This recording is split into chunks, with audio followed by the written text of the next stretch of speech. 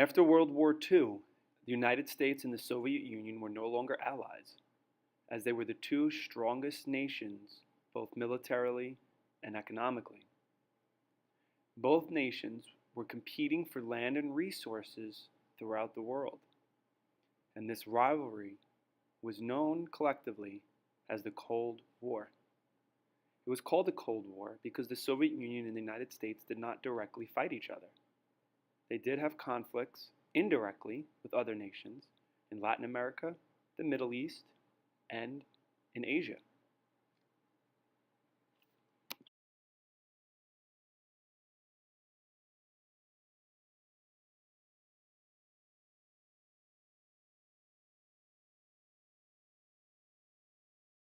There were two major alliance systems. The Soviet Union was called the Warsaw Pact. Warsaw was in Poland in Eastern Europe, and the Soviet Union had forced communist governments to take over in Eastern Europe for protection against Western Europe. The United States wanted collective security together and joined NATO, the North Atlantic Treaty Organization.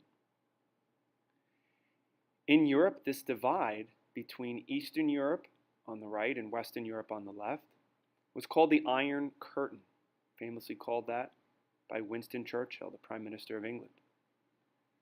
And again, the Soviet Union did this partly for power, but also because throughout much of its history, Russia, aka the Soviet Union, has been invaded repeatedly by Western European nations. France and Germany were two of the biggest offenders of this. There were also skirmishes with Sweden earlier on. So these Eastern European nations were forced to become communist. Now, in the divided Germany, Germany was divided. In Eastern Germany was Berlin, and the Soviet Union blockaded or stopped Americans from giving supplies to West Berlin. So the United States and its allies used planes during the Berlin airlift to drop supplies into the German city of Berlin. Again, Germany was controlled by the Soviet Union and American allies, divided east and west, just like in Europe. The Americans did not want communism to spread. They had a theory of containment to stop the spread of communism. One of the main ones was called the domino theory in Asia. And the fear was that if one nation turned to communism in Asia, the rest would then turn to it. And the United States would have a hard time getting land and resources if those nations fell to communism. So again, the policy of containment was to stop the spread of the domino theory, to stop the spread of communism. Why? Because the US wanted access to resources, land, and power in that region.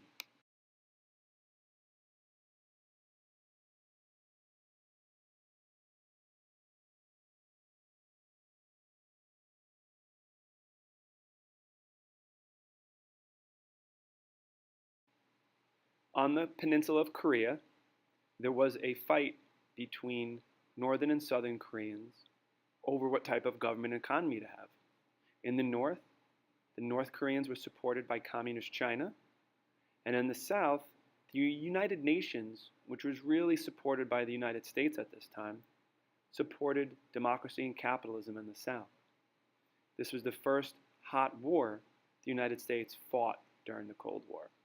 Again, the US did not fight Russia or China directly, but both sides armed their allies to fight.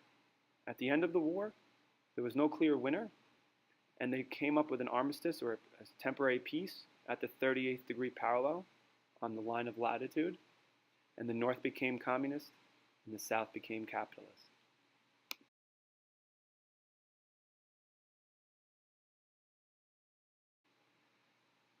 Since World War I, the commodity of oil has become very important to the world economy. President Eisenhower in the 1950s came up with his Eisenhower Doctrine to contain or stop communism in the Middle East. The fear was that if communism took over in the Middle East, those living in the Middle East would keep their resources and American companies would have little access to them, which could potentially really hurt the American economy. So President Eisenhower worked with the CIA the Central Intelligence Agency, which was a covert or secret group to overthrow the government of Iran in 1953, as well as other governments, in order to stop communism.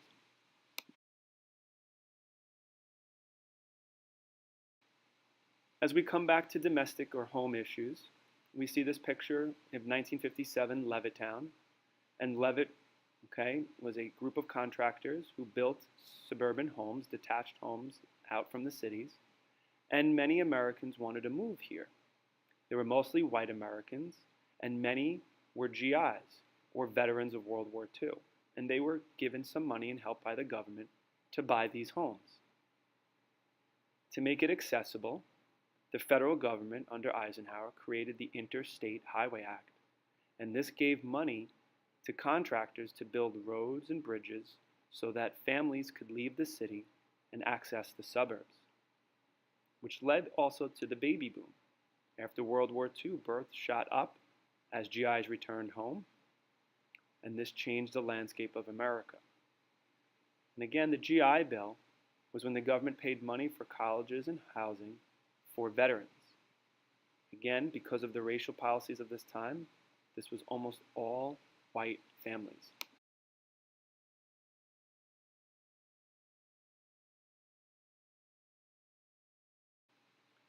Due to propaganda and fears of communism spreading, the government opened up agencies like the House Un-American Committee in Congress to investigate to see if there were any communists working in the government or other influential industries such as the movies.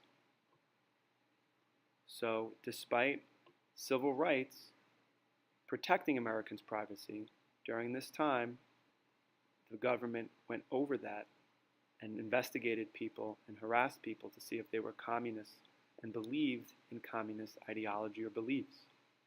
One of the most infamous and notorious members of this group was Senator Joseph McCarthy. He actually was found to be lying about communists in the government, and eventually he was not allowed to speak in Congress. Because of this hysteria, there was some truth to some of this spying that was going on both sides of the Soviet and US sides. Julius and Ethel Rosenberg had connections to people in the Soviet Union, and they were accused of giving nuclear information from the government to the Soviets. They were later executed. During this time, early in the Cold War, there was an arms race where both the Soviet Union and Americans built up large stockpiles of nuclear weapons, which scared a lot of people. There was a lot of hysteria because of this. In addition, to prove who had the better system, there was a race in space, or the space race. The Soviets launched Sputnik, which was the first satellite that left Earth's orbit and went into space. Eventually, this led to the Americans and President John F. Kennedy promising to put a man on the moon, and this led that space race.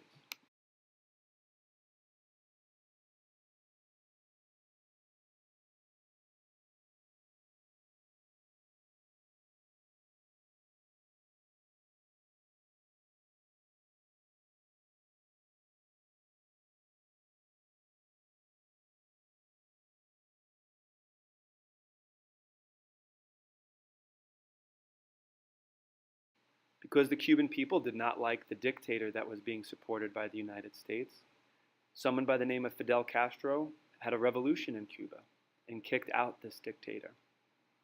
When Fidel Castro could not find common ground with the United States, the Soviet Union came in to help Fidel Castro. As a result, Fidel Castro turned and became communist, and he turned Cuba into a communist state. Many people were kicked out of Cuba as a result, and many people were killed. Because of this controversy, the Soviet Union put nuclear weapons into Cuba, and Cuba was only 90 miles from the US, which scared many Americans. This led to the Cuban Missile Crisis, and although there was a chance for this to become a nuclear war, the United States and the Soviet Union negotiated a treaty to get this done, and they ended the Cuban Missile Crisis.